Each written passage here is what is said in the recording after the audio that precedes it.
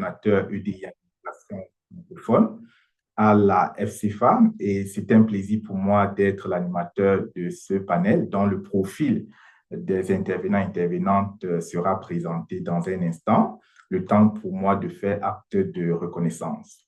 Je suis dans le bureau de la FCFA et la FCFA reconnaît que les communautés francophones et acadiennes se sont développées sur les territoires traditionnels et non cédés de nombreux peuples autochtones, les Premières Nations, les Inuits et les Métis. La FCFA reconnaît l'importance de s'engager avec son réseau dans une réconciliation authentique avec les peuples autochtones, une réconciliation basée sur un esprit d'amitié et les appels à l'action de la Commission pour la vérité et la réconciliation. Après ce nécessaire devoir de reconnaissance, je me permets à présent de présenter nos panélistes. Nous avons Carlos To Zwakala Idibo, d'origine ivoirienne et de citoyenneté canadienne. Carlos se définit comme un afro-queer du genre non conforme. Il a été vice-président du conseil d'administration de Franco-Queer. Il a, entre autres, eu comme responsabilité la coordination du programme de prise en charge des hommes gays vivant avec le VIH et l'accompagnement des personnes queer francophones immigrantes dans leur processus de demande de statut de réfugié.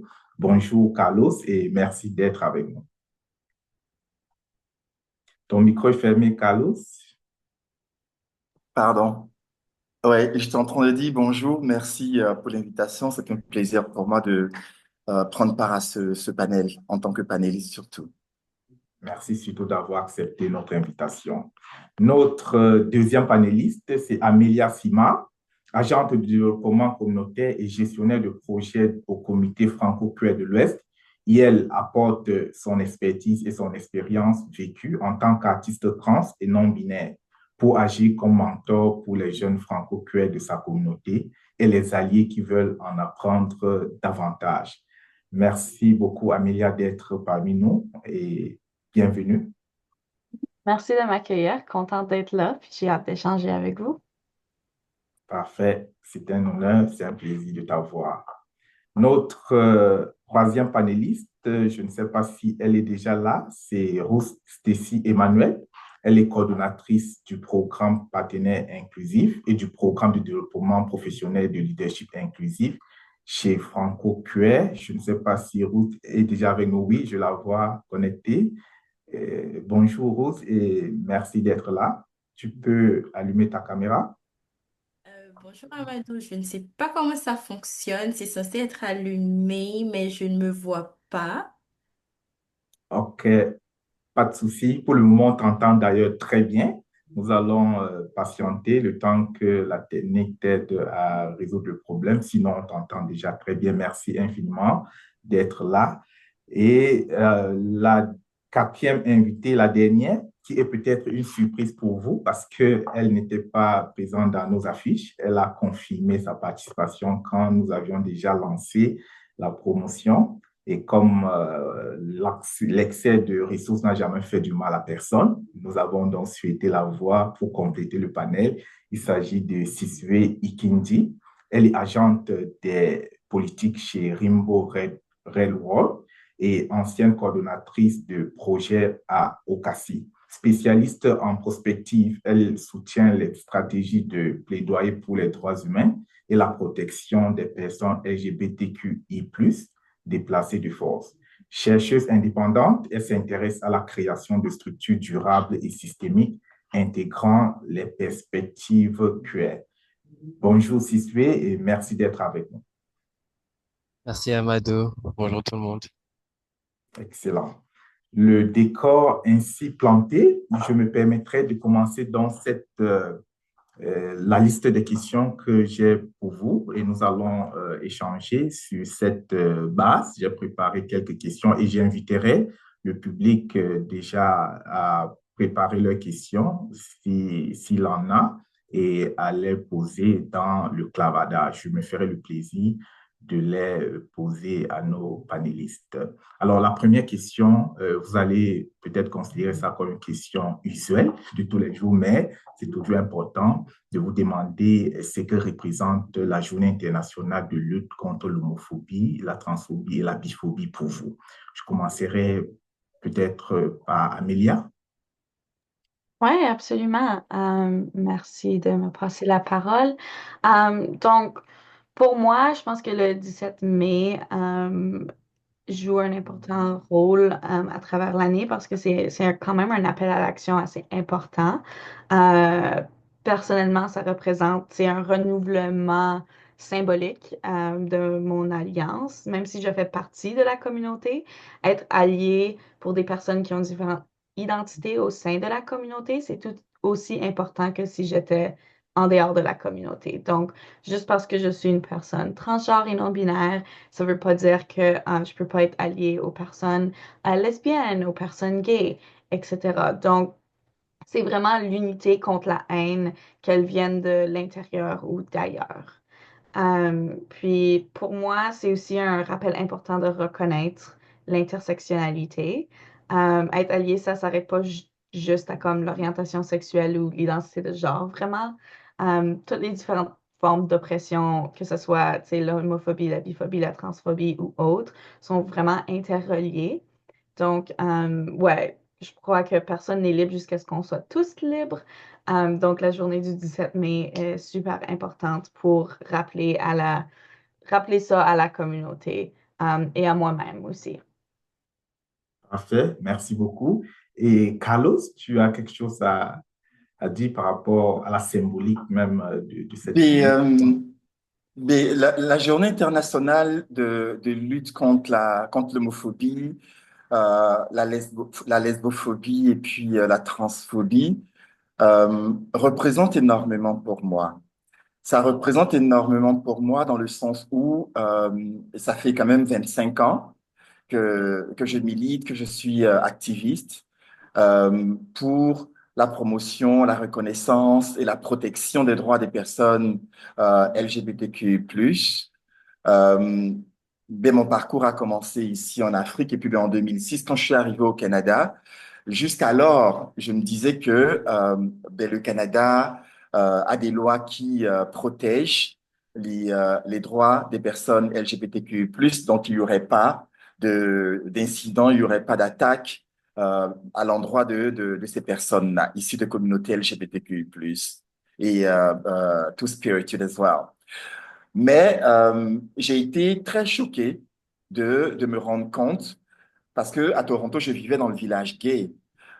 J'étais vraiment choqué de me rendre compte que même dans une ville aussi, l'une des plus grandes métropoles dans le monde, qui regorge quand même un très grand nombre de personnes LGBTQ+, d'immigrantes et tout ça, il y avait encore des agressions. Et j'ai été témoin de certaines de ces agressions-là dans le village gay. Et puis là, ça m'a réveillé tout d'un coup. Et ça justifie vraiment de mon implication directe aussitôt, là, vraiment comme dès les premières heures de mon arrivée.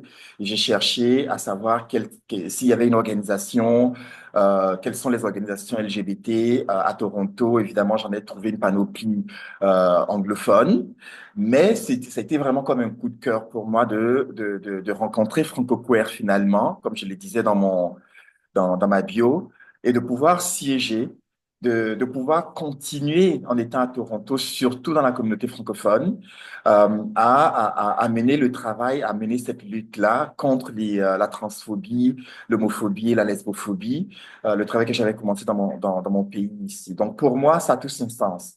Ça a également son sens dans la mesure où la journée internationale de lutte contre l'homophobie et la transphobie me replonge vraiment comme par rapport auprès des personnes qu'on a perdues dans le mouvement. Il y a des personnes qui ont lutté très fort pour que aujourd'hui on puisse avoir l'opportunité de nous asseoir et de tenir, par exemple, ce webinaire-là. Donc pour moi, c'est une journée de commémoration. C'est une journée de commémoration, c'est une journée de reconnaissance aussi pour tous ces efforts que les personnes que nous n'avons plus ont fournis, pour tous ces fondements que nous avons fait asseoir malheureusement sur des vies humaines qu'on a perdues. Et c'est également une célébration, comme Amélia le disait tout à l'heure. C'est vraiment une célébration pour marquer vraiment comme des victoires. Parce qu'à un moment donné, c'est très important de marquer une pause et de se dire merci, de reconnaître les victoires, de reconnaître le travail qui est en train de se faire, qui s'est fait. Et c'est de saluer haut et fort toutes ces avancées-là qui permettent un tant soit peu aux personnes issues des communautés LGBTQI+, de se sentir un peu libres.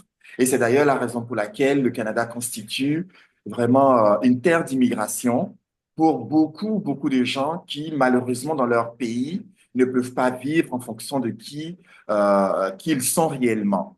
Donc, moi, ça reste l'une des journées par excellence et de façon transversale pour les communautés LGBTQ+, de se célébrer, de se vivre, de célébrer ces libertés-là et surtout d'avoir le tonus de dire que ben, rien n'est gagné, il n'y a rien à prendre pour acquis et que, bien au contraire, une victoire appelle d'autres défis.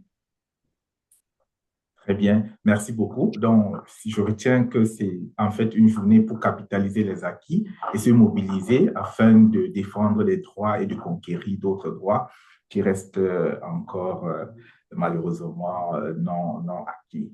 Et tu as tout à fait raison de préciser que la loi ne règle pas tout. La loi peut exister, mais il y a peut-être toujours des gens, des discours de haine et autres. Et c'est ce qui justifie d'ailleurs cette activité que la FCFA organise pour continuer à sensibiliser davantage. Nous sommes vraiment très heureux et très reconnaissants pour votre participation. Alors, Ruth Stacy, tu as quelque chose à ajouter par rapport à la symbolique de cette journée internationale? Oui, merci Amado. Par rapport à tout ce qui a déjà été dit, moi je trouve que oui, effectivement, c'est une journée de reconnaissance, de célébration des victoires des personnes qui nous ont précédées, mais c'est également pour moi une occasion de réflexion. Réflexion sur notre lutte, notre continuum de revendications. C'est aussi un moment de réflexion sur les différentes luttes qui ont été menées pour l'égalité, la reconnaissance et le respect des droits des personnes et surtout le travail qui nous reste à faire en tant que personnes de la communauté, tout en ayant un regard en fait sur le contexte global. Donc ça nous rappelle, oui, on a des acquis, mais ces acquis-là sont fragiles et on doit continuer à lutter pour préserver ces acquis. Très bien, merci beaucoup. Et Sisoué, avec ton expérience dans divers organismes que tu as eu à gérer, à coordonner surtout à Okassi, qu'est-ce que cette journée représente pour toi? Ah oui, je pense que toutes les panélistes ont tout décrit, mais vraiment, de ma part, c'était vraiment un symbole, un moment de mémoire, car pour moi, cette journée ça nous rappelle du chemin qu'on a parcouru. Chaque année, c'est un privilège comment dire, de constater que cette journée est désormais institutionnalisée. Donc, cette journée est ancrée dans nos calendriers, dans nos engagements. Et pour moi, c'est un privilège d'avoir cette occasion d'être témoin de comment les organismes comme la vôtre sont en train de créer des espaces positifs, de prendre la parole, de porter nos voix comme alliés et de continuer à vivre cette mémoire collective. C'est vraiment une lutte globale et c'est une lutte qui touche tout le monde, peu importe leur expérience de vie. C'est ça qui est intéressant avec cette journée et ouais, c'est ça. Très bien, merci. Effectivement, la FCFA souhaiterait rendre nos communautés davantage inclusives et équitables. Ça implique non seulement l'action des organismes LGBTQIA+, mais aussi l'intervention des autres personnes, des alliés et autres. Et ça me ramène à cette question sur la définition de personnes alliées. Les personnes de notre communauté qui voudraient s'impliquer dans cette lutte, être des alliés. Comment définiriez-vous une personne alliée? Je donnerai la parole à Carlos. Mhm. Oui. Euh, des, euh, la question de l'alliance et donc qui inclut évidemment les personnes alliées et a en son temps soulevé pas mal de, je dirais pas contestation, mais ça nous a pris du temps. Ça nous a pris du temps pour véritablement comprendre l'importance des personnes alliées dans les luttes que nous menons pour la protection de nos droits et de nos vies. En son sens où euh, c'est vrai que il y a énormément de personnes, il y a énormément d'institutions, surtout dans un pays comme le Canada, qui, à la base, euh, se positionne comme l'un des pays à travers le monde sur les questions du respect des droits humains et de la dignité humaine. Et donc, pour nous, en tant que militants, activistes ou travailleurs tout court, c'était de nous assurer que, à la suite des différentes lois qui sont mises en place, les personnes avec lesquelles nous travaillons dans les institutions prennent conscience de ces lois-là. Qu'est-ce que ça représente véritablement quand on dit qu'on a mis en place une loi et quel est le contenu, en quoi cette loi se traduit en termes de contenu de façon concrète. Donc, il y a au niveau institutionnel. Après, il y a au niveau social aussi, au niveau communautaire et tout ça. Parce que comme tu le disais tout à l'heure, c'est vrai, il y a des lois, mais après, c'est pas parce qu'il y a des lois que on va prendre pour acquis que les mentalités des gens ont changé en un tour de main. Les gens sont assis dans leur salon, accrochés à leurs croyances, à leur religion, à leur culture, leur tradition et tout ça, à leurs propres valeurs qui souvent les confrontent par rapport à tout ce qui se dit et tout ce qui se fait pour la communauté LGBTQ+. Donc, en y réfléchissant, moi, je suis venu à l'idée que ben, une personne qui se positionne comme une alliée est d'abord une personne qui n'est pas directement, le mot directement ici est très important. Donc, cette personne-là n'est pas directement, elle ne fait pas partie directement de la communauté ou des communautés 2S LGBTQ+, euh, mais qui, dans son parcours, a finalement compris que quand on parle de droits humains, quand on parle de dignité humaine, il s'agit de dignité humaine tout court et qu'elle s'applique à tout le monde, peu importe son orientation sexuelle, son identité de genre. Et donc, ça, c'est vraiment de pouvoir comprendre, c'est la première étape. Et je reviens sur le mot directement ici parce que euh, au sein même des communautés LGBTQ+, on peut se constituer aussi en allié. Et une fois encore, je vais me rapprocher de ce que Amélia disait. Par exemple, moi, je suis un homme cisgenre gay qui se définit comme ben, de genre non conforme. Mais je ne peux pas prendre pour acquis que je comprends vraiment tout le vécu des personnes transgenres. Et donc, pour moi, pour que je puisse comprendre donc, le vécu, le parcours des personnes transgenres, pour que je puisse comprendre la transidentité, pour que je puisse comprendre c'est quoi la transition, il faudrait que j'apprenne faudrait que j'apprenne parce que je n'avais aucune connaissance là-dessus. Quand bien même que j'ai beaucoup d'amis, j'ai eu beaucoup de collègues et tout ça à Toronto, à Montréal, à Ottawa, dans toutes les villes où je suis passé et que je me suis formé, mais je ne peux pas prendre pour acquis que je connais tout le vécu. Du coup, ça va être au quotidien. Ça va être un processus qui ne prendra jamais fin. Si je me tiens debout comme un allié de la communauté des personnes transgenres, ça veut dire que je suis capable de pouvoir me prononcer sur les enjeux qui sont au cœur même du vécu des personnes transgenres. Et donc, ces enjeux-là, pour les comprendre, ça va me prendre comme d'être attentif, d'être à l'écoute, de me former de soit, par exemple, demander à participer à des formations, à des ateliers pour comprendre la transidentité.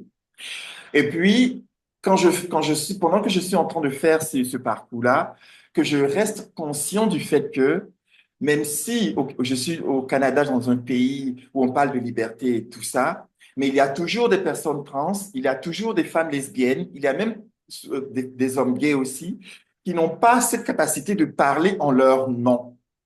Et donc, je vais devoir demander la permission si je me retrouve dans un espace où il n'y a aucune de ces personnes-là et qu'on est en train de débattre vraiment des enjeux qui portent sur la vie de ces personnes.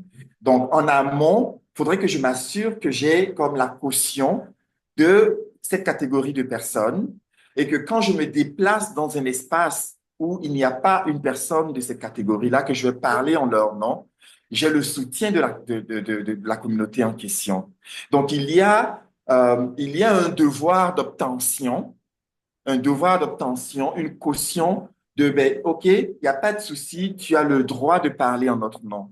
Parce qu'après, ce qui arrive, c'est que quand des gens s'érigent en alliés et que disent que, OK, parce que je suis allié, parce que je connais les réalités des personnes LGBT, donc je peux me permettre de prendre la parole partout où je veux et tout ça, s'il y a des erreurs qui sont commises par ces personnes-là, ça devient problématique. Ça vient enfoncer le couteau dans la plaie.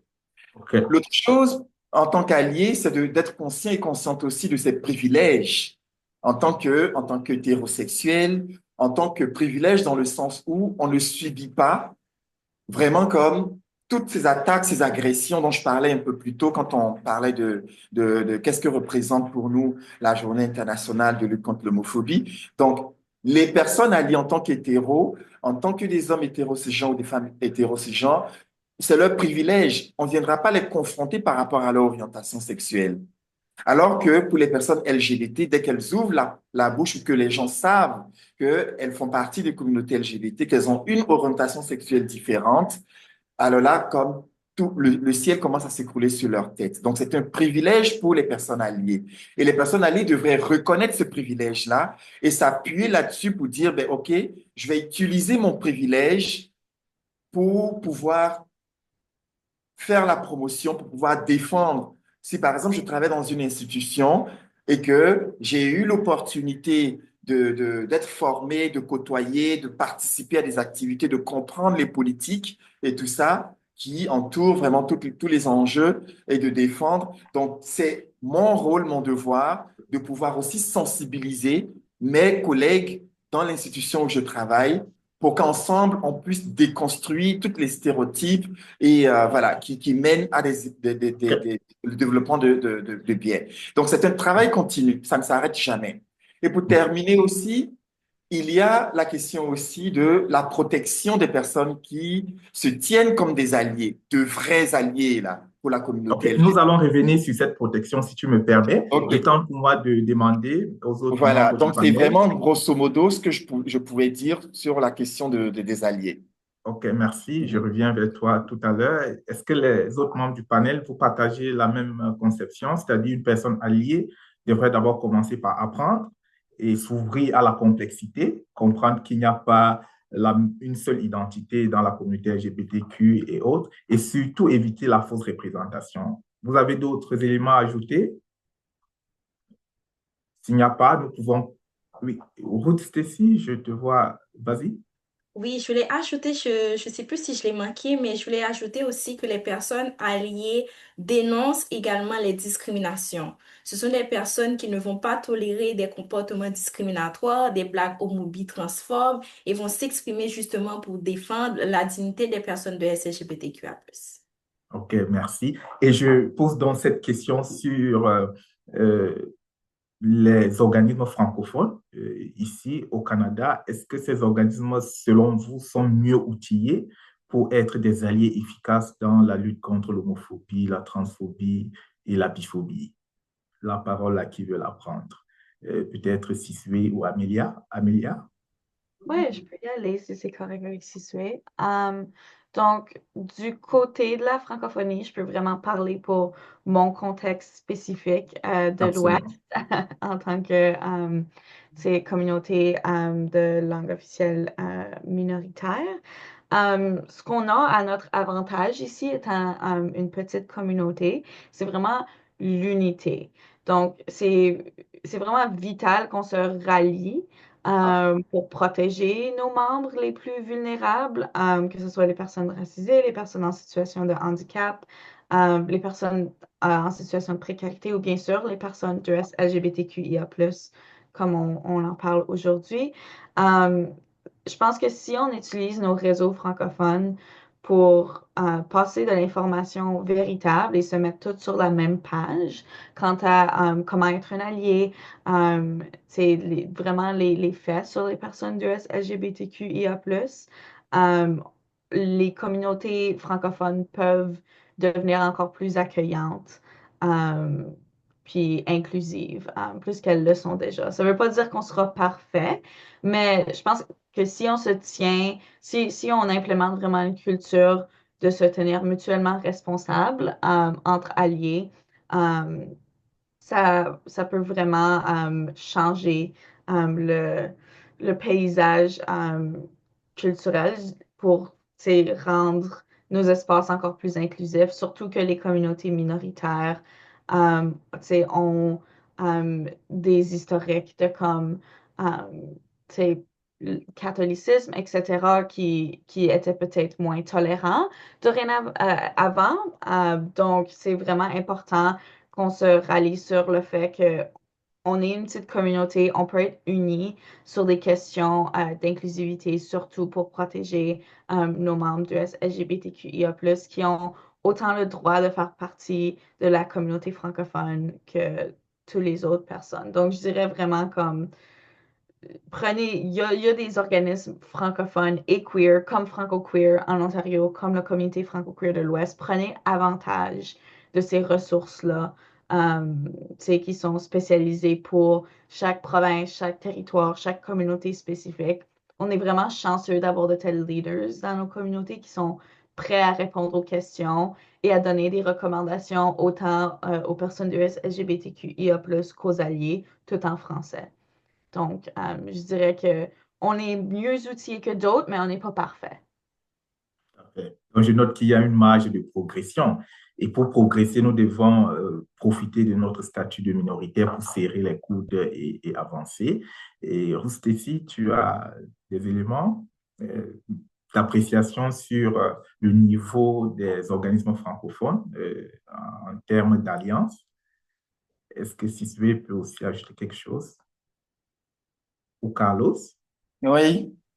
Ce que je pourrais dire là-dessus, et puis c'est encore ce portrait-là qu'on observe, malgré les avancées au niveau des organisations francophones en Ontario, à Toronto et tout ça. Parce qu'il ne faut pas perdre de vue le fait aussi que, par exemple, en Ontario, surtout dans la grande métropole de Toronto, il y a les communautés ethnoculturelles, généralement appelées afro-caribéennes, sont très fortes en termes de densité.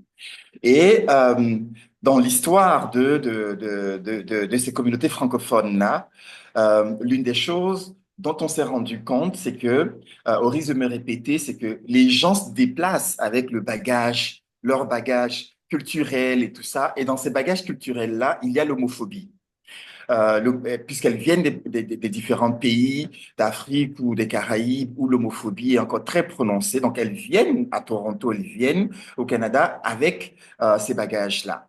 Et donc, en termes de ressources, c'est vrai que au début, par exemple, quand on avait commencé Franco-Queer, oui, il y a la communauté anglophone qui avait développé pas mal de ressources. Il y avait Ocassi aussi, je parle sous le regard de Sizwe, qui travaillait déjà sur des enjeux. Ocassi étant une organisation bilingue. Mais après, la réalité, le défi majeur auquel on a été confronté, c'était quelles sont les ressources qu'on pourrait développer sur mesure des réalités qui sont vécues au sein des communautés ethnoculturelles. C'était vraiment difficile. C'était un défi vraiment important à relever dans le sens où il fallait réfléchir à quelle approche culturellement adaptée qu'il fallait utiliser. On avait procédé par la sensibilisation et par des activités. On utilisait parfois des espaces.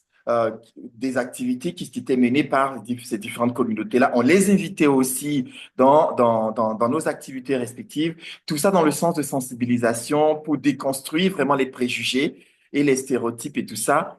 Mais l'homophobie reste encore très forte. Je parle également sous le regard de Ruth, qui est ici, parce que certainement elle en sait quelque chose. Donc pour moi, en termes de ressources, Oui, il y a de la ressource aujourd'hui. Il y a de la ressource, on peut se réjouir parce que les choses ont nettement évolué, les choses sont nettement avancées, mais reste encore le défi de c'est quoi, à quoi ressemblerait comme des ressources en français pour aller toucher vraiment ces familles issues des communautés afro-caribéennes francophones qui sont encore très présentes et qui malheureusement ou heureusement, constitue vraiment le pied-à-terre pour beaucoup de francophones, immigrantes et immigrants qui arrivent dans les différentes villes et qui veulent, pour qui le premier noyau, c'est leur famille ou leur groupe ethnique et tout ça qu'elles trouvent sur place, mais malheureusement, elles peuvent pas intégrer ces groupes-là à cause de l'homophobie qui est encore très forte. Donc, je pense que pour nous, ce qu'il reste à faire, vraiment avec l'appui de Okassi, qui a beaucoup travaillé là-dessus. Si je veux parler tout à l'heure d'espace, safe space, pour Franco-Queer aussi, qui est très avancé, mais qui reste encore beaucoup de travail à faire. Je crois que c'est de voir quels sont les outils qu'on peut développer pour commencer, pour renforcer la sensibilisation auprès de ces familles immigrantes-là qui perpétuent encore l'homophobie. Ouais. Ok, merci. Et ça me permet de poser cette question à Sisue ou à Ruth Stacy. Selon vous, quel est l'état de l'alliance dans les communautés francophones immigrantes ou les communautés ethnoculturelles, vous parlez comme Carlos Idibo? Quelle est votre appréciation? C'est une très bonne question, en fait. Oh, vas-y, Tizoé. Non, vas-y, vas-y. Je pense que tu peux prendre la relève si tu veux. Ça va, Stacy. Tu Vas-y. vois, ça fait plaisir de te voir, by the way. De même, de même. Donc, en termes d'alliance, de solidarité, moi, j'allais parler de solidarité francophone entre organisations. Avec Ocassi, on avait mené une étude sur les défis, les barrières d'accessibilité des services en français pour les personnes queer immigrantes francophones et on a relevé pas mal de défis. C'est-à-dire que malgré tous les efforts dont on a parlé, malgré qu'on dispose, que les organismes francophones disposent de nombreux atouts, mais il y a quand même des défis qui persistent. Et cette étude elle, a été menée en 2022 et on est en 2025. Il y a encore ces mêmes enjeux, ces mêmes défis spécifiques qui refont surface, dont notamment le manque de financement et de ressources, les barrières linguistiques et culturelles d'accès en fait à des services, malgré le fait que on a une clientèle francophone. Donc, pour moi, c'est important de développer cette solidarité transorganisationnelle dans la mesure où ça va nous permettre de partager des ressources et des stratégies communes, en fait, pour faire des plaidoyers pour le respect des droits des personnes francophones, queer, immigrantes, entre autres. Donc, je pense que euh, avoir des rencontres comme avoir des espaces d'échange comme le forum, comme le symposium, où on peut justement échanger des stratégies et des bonnes pratiques qui sont quand même des leviers pour permettre le renforcement des luttes contre toutes les formes de discrimination et faire progresser les droits des personnes de LGBTQIA+ francophones. Ok, merci. Sisue? Oui, merci Amadou. Donc, laissez-moi savoir si vous pouvez m'entendre. Oui, on Euh, t'entend très bien. c'est parfait. Donc, je voulais aussi un peu remonter à l'aspect que Carlos avait touché sur la protection. Comme vous savez, aujourd'hui, nous assistons à une montée inquiétante des mouvements anti-genre dans le monde. Ces attaques sapent les cadres des droits humains et aussi elles contribuent à une augmentation de déplacements forcés, surtout pour des personnes LGBT. Et donc ça, c'est dans un niveau global, surtout dans des pays francophones où les personnes LGBT sont surtout les personnes les premières à être ciblées. Et donc, en matière de réinstallation ou bien d'intégration au Canada, selon moi et ma perspective, je pense que l'idéal sera de créer un réseau, peu importe l'échéance internationale où la personne est placée, parce que, par exemple, Carlos, il est dans il est dans le terrain. et nous sommes au Canada. Et donc là, je me pose la question, comment puis-je être allié à mon confrère qui est dans le terrain? Comment puis-je informer les autres personnes autour de moi sur les différents enjeux qui se déroulent? Euh, on oublie aussi qu'on a un poignet, comment dire, un poignet de pouvoir, surtout les gens qui sont dans la diaspora, comment on peut contribuer à influencer les différentes politiques au pays. Et donc, au niveau de qu'est-ce qu'on peut faire, surtout dans les communautés francophones, je pense que la visibilité est clé, de vraiment mettre des personnes de la communauté dans des positions clés afin qu'on puisse avoir plus de visibilité, afin de, afin qu'on puisse démentir les différents stéréotypes qu'on a de la communauté et de démontrer que nous aussi, nous faisons partie d'un mouvement qui est plus large, un mouvement qui touche sur l'équité, l'humanité et les différentes protections. Donc, je voulais juste remettre ça en place et de vraiment teaser les liens entre les différentes panélistes qui sont là parce que nous luttons contre l'homophobie et la transphobie dans différents aspects. Et c'est ça, oui. OK. Mhm. Oui, Merci Siswé mm, d'avoir souligné oui, non seulement l'intersectionnalité des enjeux, mais aussi l'universalité des droits. Si on lutte pour les droits LGBTQI+, au Canada, on devrait être solidaire des autres membres de la communauté qui sont mhm, ailleurs. Carlos, tu oui. voulais ajouter quelque chose? Oui, peut-être Le que temps ce que pour je moi, pourrais, accorde-moi un instant juste pour rappeler au public qu'il peut s'approprier le contenu de ce webinaire en posant ses propres questions, en soulevant ses propres enjeux. Je me ferai le plaisir de le relier dans le mhm. panel. Donc, vous avez la possibilité de poser vos questions à travers le clavardage. Vas-y, Carlos. Oui, peut-être que ce que je voulais renchérir un peu sur ce que Sizwe vient de dire par rapport au mouvement anti-genre. Euh, on l'a vu, le mouvement anti-genre a vraiment comme un impact aussi sur le Canada parce que oui, c'est développé aux États-Unis, mais le Canada, c'est la porte d'à côté. Et puis, ben, tous les enjeux que vivent les États-Unis, les retombées, c'est direct sur le Canada et par ricochet, les différentes communautés qui composent le Canada. Ceci étant dit, moi, l'une des premières choses qui m'a interpellé, quand on a pris conscience du travail qui est en train de faire, du travail de fond qu'est en train de faire le mouvement anti-genre, c'est par rapport à nos communautés ethnoculturelles, justement. Je le dis parce que le mouvement anti-genre est très associé aux églises, aux religions. On a vu la religion évangéliste et des choses comme ça qui ont de financement, vous en voulez, en voici. Et c'est à travers ces financements-là qu'ils vont aller chercher des alliés dans les différentes communautés et tout ça. Et nous savons très bien, c'est pas à tort que je le dis, ou c'est pas pour non plus indexer à tort nos communautés ethnoculturelles, mais nous savons que ces communautés ethnoculturelles ont une assise dans les églises, que ce soit à Toronto, peu importe, dans les différentes villes du Canada où elles sont.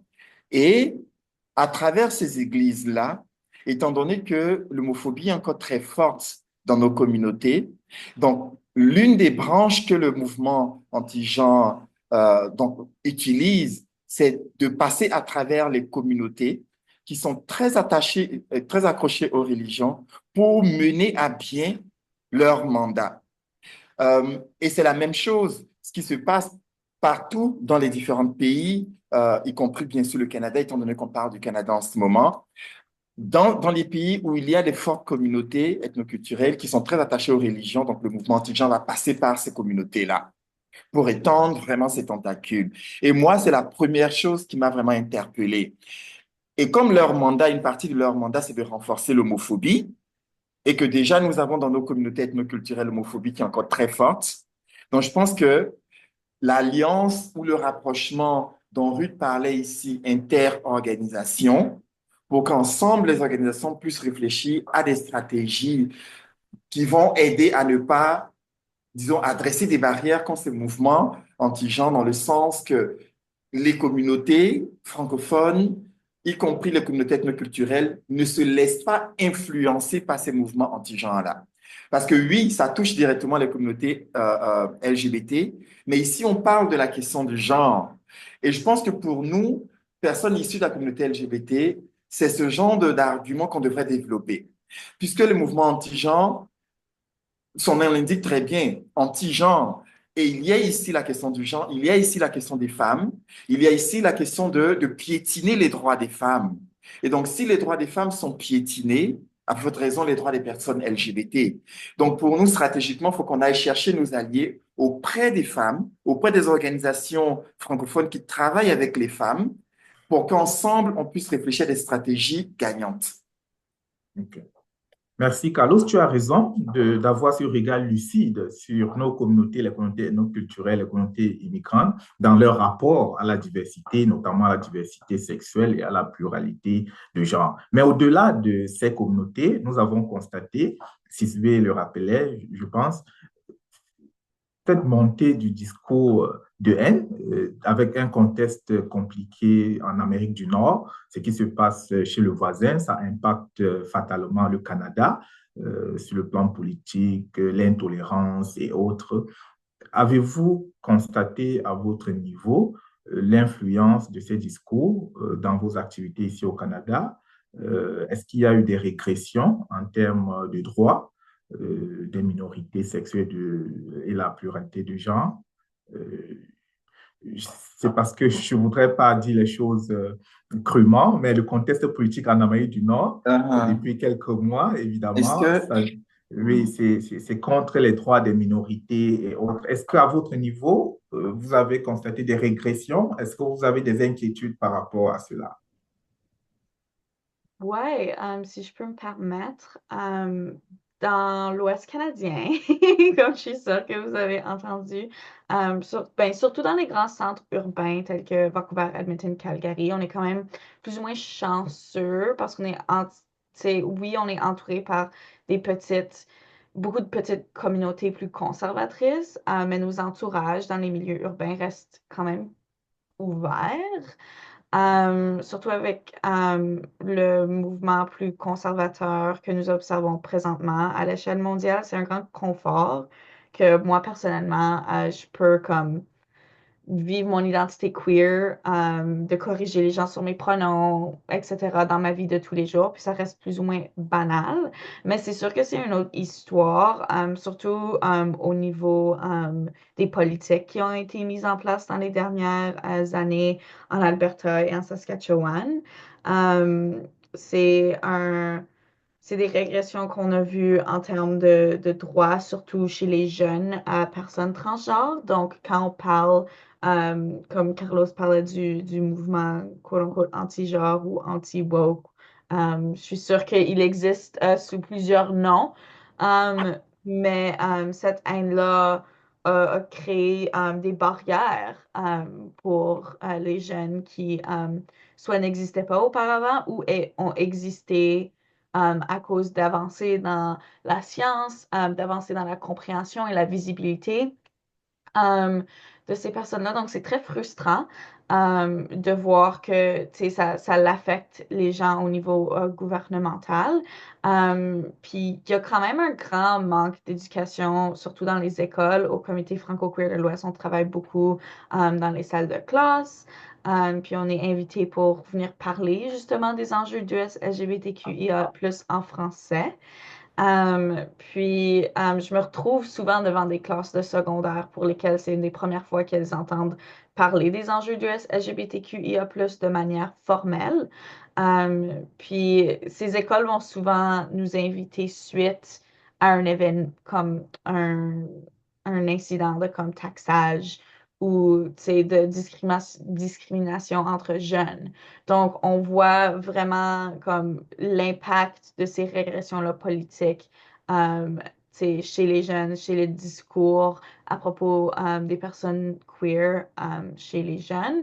Puis, donc, pour conclure toutes ces pensées-là, je dirais que malgré que certains d'entre nous sont très chanceux de vivre dans les grands centres urbains où les gens sont acceptants ou au moins, tu sais, tolérants, il y a beaucoup, beaucoup de travail à faire, surtout en éducation, autant à l'urbain qu'au rural, et pour comme vraiment reformer la mentalité euh, autour des personnes queer et de juste la compréhension des enjeux du LGBTQIA+, et la raison pour lesquelles les droits qu'on avait avant étaient en place. OK, merci. Est-ce que Ruth ou Siswé, vous avez quelque chose à ajouter? Oui, je voulais rajouter que, ben, de mon côté, les inquiétudes liées à l'équité, la diversité et l'inclusion en Amérique du Nord sont tout à fait compréhensibles, surtout à la lumière des évolutions politiques récentes. On sait que l'année dernière, il y a pas mal de géants de l'industrie économique qui ont commencé à enlever, bien avant l'arrivée de Trump, là, il y avait des géants économiques qui ont commencé à enlever les politiques d'équité, de diversité et d'inclusion dans leur politique de recrutement, entre autres. Donc, pour moi, ça vient intensifier, en fait, le contexte actuel, là, ça vient intensifier les peurs, les ressentis, le climat d'insécurité que ressentent, en fait, les personnes de SLGBTQIA+. Et l'année dernière, Francoco avait organisé une tournée de consultation à travers toute la province et justement, ce climat d'incertitude s'est révélé dans les discours, que ce soit des personnes queer, mais aussi des organisations qui travaillent avec la clientèle queer immigrante. Donc, euh, malgré que le Canada reste, entre guillemets, un pays progressiste en matière de droits des personnes de LGBTQIA+, il y a quand même des inquiétudes. Et justement, ces inquiétudes-là font il y aura peut-être une tendance à la régression des droits parce qu'il faut vraiment quand même nuancer entre ce qu'on observe, les peurs qu'on a, mais aussi le concept de régression des droits en tant que tel, où où on a des coupures, que ce soit au niveau budgétaire, que ce soit dans les politiques concrètes, où on va commencer à enlever, c'est pas comme aux États-Unis, où on enlève le concept total d'équité, de diversité, inclusion dans les pour les laboratoires de recherche, tout et tout. Mais ça nous demande de rester vigilants dans la mesure où on traverse une phase d'incertitude. Donc, il faut quand même qu'on reste dans une résistance active où on regarde, on reste alerte par rapport à ces défis et ces enjeux qui sont manifestes et que, euh, mais, bien que, en fait, l'incertitude, l'inquiétude, elle est bien fondée, mais les droits des personnes de minorités sexuelles et de genre, tout comme d'autres droits de personnes, des personnes racisées, des personnes asiatiques aussi, sont premiers attaqués. En fait, nos droits sont premiers attaqués quand on est dans un contexte global de rétrécissement de liberté de la personne. Donc, pour nous, pour moi, en fait, il est fondamental qu'on reste vigilant en tant que personne, en tant qu'individu ou en tant qu'allié ou en tant qu'organisme et qu'on continue à défendre ses droits ou nos droits à la fois dans les espaces publics, mais aussi dans l'espace politique. Très bien, merci. Et ça me permet de poser cette question. Évidemment, dans ce contexte d'incertitude, d'inquiétude, peut-être même de crise, heureusement qu'il y a des organismes, des personnes qui voudraient aider. Et parmi les organismes francophones qui voudraient vraiment assurer la communauté, être solidaires, accompagner sa résilience, si ces organismes voudraient agir, quels sont selon vous les premiers pas à franchir? Quelles sont selon vous les étapes à franchir pour être utile dans la lutte pour la cause des communautés du LGBTQIA+. La parole à qui veut la prendre? Amadou, je vais prendre la parole. Oui, vas-y, Euh, Cécile. donc, c'est une très belle question. Euh, de ma part, dans mon travail, je me focalise surtout à documenter les séries de régressions qui se déroulent, surtout celles qui sont anti-LGBT. Mais en même temps, je me focalise surtout sur les personnes réfugiées aussi. Et donc, on revoit une haussement de xénophobie en même temps qui se déroule. Donc, ce que je vois aussi dans mon travail, c'est l'appel d'avoir un réseau multi-acteurs.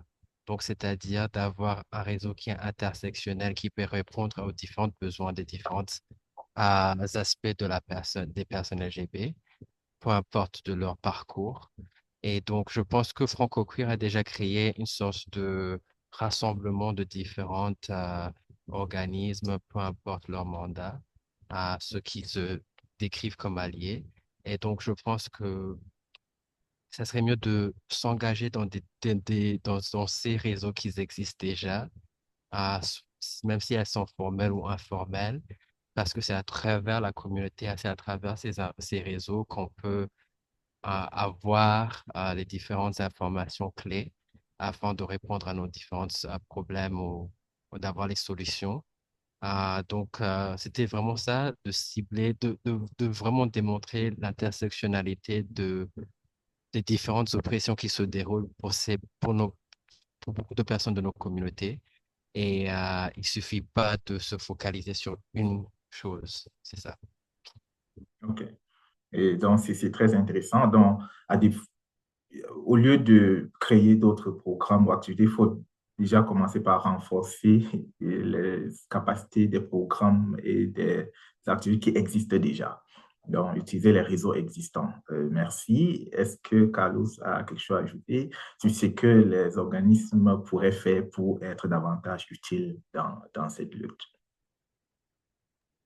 Oui, c'est vraiment de, de renforcer, comme les autres l'ont dit, la sensibilisation de proximité. Parce que vous voyez, chaque fois qu'il y a un enjeu politique, euh, si les communautés minoritaires, qui sont déjà aux prises avec tous ces enjeux-là qui affectent leur vie, n'ont pas de soutien, et surtout des soutiens beaucoup plus rapprochés des différentes sous-communautés de lesquelles elles appartiennent. Donc, c'est clair qu'elles vont être les plus affectées. Si je prends par exemple le cas de la pandémie de Covid pour m'inscrire dans un contexte plus général, euh, on a vu comment toute la politique de Trump en son temps était en train d'affecter vraiment le Canada. Euh, Moi, j'ai passé toute la période de Covid à Toronto, enfermé chez moi, mais je suivais les informations et puis je me rendais compte à quel point cette pandémie-là est en train d'affecter les communautés qui étaient beaucoup plus vulnérables, en l'occurrence les communautés LGBT elles-mêmes. Et donc, ça fait que dans un contexte de précarité politique et tout ça, je pense que c'est de renforcer cette sensibilisation de proximité, que finalement les organisations communautaires, c'est vrai, comme son nom l'indique, ce sont des organisations communautaires, donc qui font du travail communautaire, mais finalement, quand on est au cœur ou quand on est à l'intersection de tous ces enjeux politiques qui viennent affecter le fonctionnement de ces organisations-là, je pense que finalement, les organisations devraient aussi faire de la politique, pas la politique politicienne, mais la politique dans le sens de pouvoir s'assurer que les communautés qu'elles desservent reçoivent au fur et à mesure, vraiment comme au millimètre près, les informations qu'il leur faut pour pouvoir comme garantir elles-mêmes leur propre protection. Et ce sont ces mêmes stratégies qui doivent être aussi appliquées au niveau des communautés LGBTQ+, francophones, puisque on ne peut pas dire qu'on n'est pas à l'intersection non plus des enjeux, des impacts que ces enjeux-là ont sur les différentes communautés au Canada de façon générale.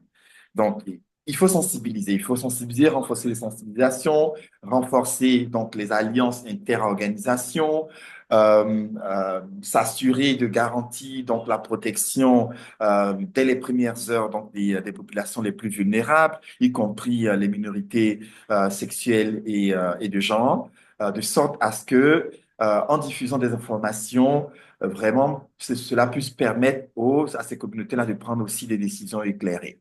On ne sait pas, comme Ruth le disait, nous sommes dans l'incertitude. C'est pas, on n'attendra pas que les choses s'empirent avant de pouvoir mettre en branle ces stratégies-là. C'est maintenant, justement, qu'il faut commencer à sensibiliser les différentes communautés. OK, merci beaucoup. Est-ce que Ruth a quelque chose à ajouter? Oui, je voulais aussi rajouter pour les organisations de créer des espaces sécuritaires et accueillants, ben, continuer à le faire, ceux qui le font déjà. Euh, oui, rendre les espaces plus sûrs, plus accueillants pour les personnes de LGBTQIA+. Dans ce contexte-là, ben, ça peut se faire à travers des politiques, une politique de zéro tolérance ou tolérance zéro face à la discrimination.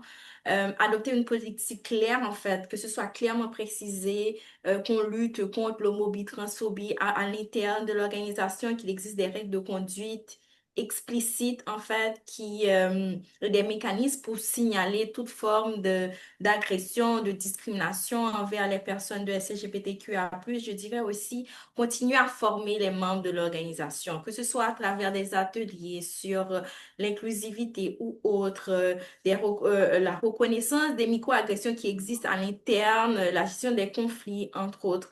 Euh, Nous, à Francophone, on offre pas mal d'ateliers de sensibilisation sur ces différentes réalités-là, les réalités qui concernent les personnes de LGBTQIA+. Une bonne partie de ces ateliers sont gratuits, donc n'hésitez pas à, à nous contacter pour suivre ces ateliers-là. Donc, je pense que oui, continuer à se sensibiliser et puis créer des espaces sûrs, ça, je pense que c'est fondamentalement important, que ce Mhm. soit dans un contexte éducatif ou communautaire, la création d'espaces sûrs, pour moi, c'est un refuge, en fait. C'est un refuge pour les personnes de LGBTQIA+, où elles vont se sentir respectées, entendues, comprises, accepté, reconnu, valorisé, entre autres. Merci Mhm. beaucoup. Il nous reste 2 minutes, le temps pour nous de conclure cette activité. Je donnerai la parole à Siswé pour son mot de la fin, en la priant d'être précise et concise. Siswé, ta conclusion. Ma conclusion, c'est vraiment de rester en solidarité, de vraiment penser à ce mot, à les actions autour de ce mot, de se remettre en question, de se demander pourquoi vous tenez en solidarité avec la personne que que, que vous tenez proche, j'aimerais dire. Mais c'est ça, c'est vraiment la solidarité par au-delà de nos portes. Et c'est ça. Oui, merci, Amadou. Merci, Siswé. Carlos, ton mot de la fin. Mais ce que je pourrais dire, c'est que j'ai commencé par les institutions, je vais terminer par les institutions.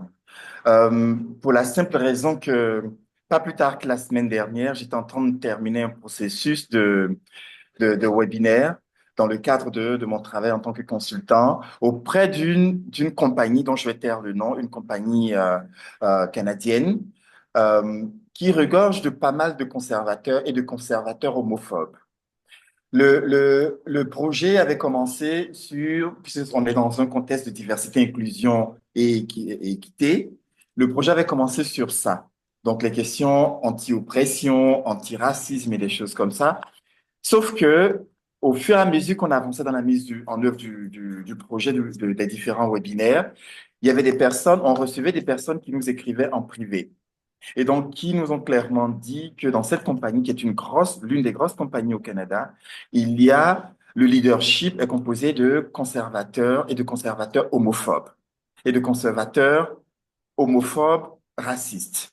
Donc, vous voyez comment, de façon décrescendo, on arrive à se retrouver même comme dans des éléments de base qui nous mettent en pleine face cette question-là d'homophobie, de discrimination dans un pays comme le Canada où on pourrait se permettre de prendre pour acquis qu'on a atteint un niveau très élevé. Donc, pour moi, il y a un gros travail à continuer à faire au niveau des institutions, au niveau des grosses compagnies privées qui constituent, au lieu de constituer comme des espaces sécuritaires, malgré tout le travail que nous sommes en train de faire, mais continuent d'être comme des espaces vraiment qui